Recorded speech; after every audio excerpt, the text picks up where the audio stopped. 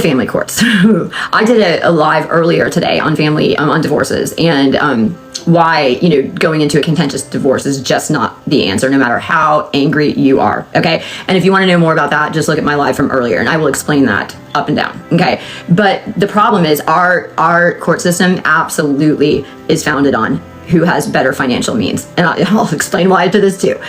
When I practiced as a family law lawyer, there were certain things that some clients with more money could do, such as getting court reporters, getting transcripts, taking depositions, and these things are very expensive things, but these things are deal breakers in your case, okay?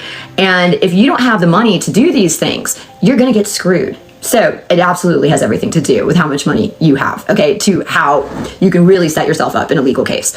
And I sit there and I think to myself, so because I've learned all this working within the system, I was shocked. I was absolutely shocked. I was like, I was lied to my whole life. I thought we had this just system. Well, then I started to compare it to other countries in the world, and I found out that most countries don't do it like America. We actually came from the UK. We were based on common laws, and much of what is, it's the whole two-system government, much of that is based on interpretation. Where many other countries, it's very set in stone, black and white, and you don't have this adversarial nature of, plaintiff, defendant, petitioner, respondent, right? But it calls for almost like a war, and it drives money into the legal profession. It drives money into, in family courts, I'll say like guardian ad litems or psychologist or whoever's going to support one of the sides of the cases, which I can never understand the purpose of an expert witness when everybody knows that side hired the expert witness. Of course that expert witness is going to say something testimonially, supporting their position because they were hired, and it just forces the other side to hire more money. And if you guys don't know, most expert witnesses, they won't even take your case without a $5,000 retainer.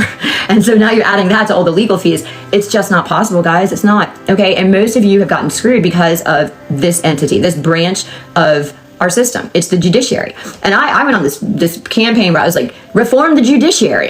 Reform the judiciary. People don't understand that the judiciary does not want you to know that. Nope, that's why you don't get the education to the 0.6% of the country. And all these people with all these platforms, it's great to bring awareness, absolutely great. And it's great to open people's eyes and say, guess what? You know what? We don't have a perfect system. Many of us are getting screwed. And I'll tell you right now, people don't care until it happens to them. They don't. They just don't. They don't believe you, and then it happens to them.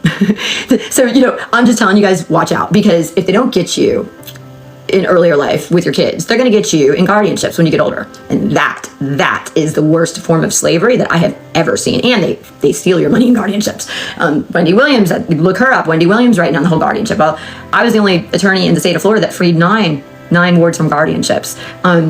And boy, oh boy, did they target me after that. Because every time I freed somebody, the state lost money. But people don't realize they're just tickets. They're tickets for more money for federal funds to come in, especially when you're elderly, okay, or disabled. That's what they do. But there's a lot that I have learned that it's almost as if I wish I didn't see this side. I almost wish I lived in ignorance to not know what I know.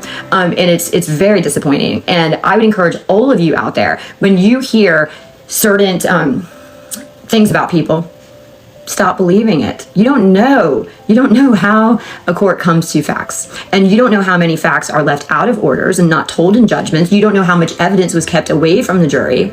So there's decisions along the way, the entire way of the legal system. It's not black and white. Okay, there is decisions in criminal court as to what evidence a jury is going to see. Okay, if a judge wants to, form an opinion, and a judge, ends up forming an opinion about somebody being convicted, they can very easily harm their case or skew it in one direction by just not allowing that evidence in, right? Or you've got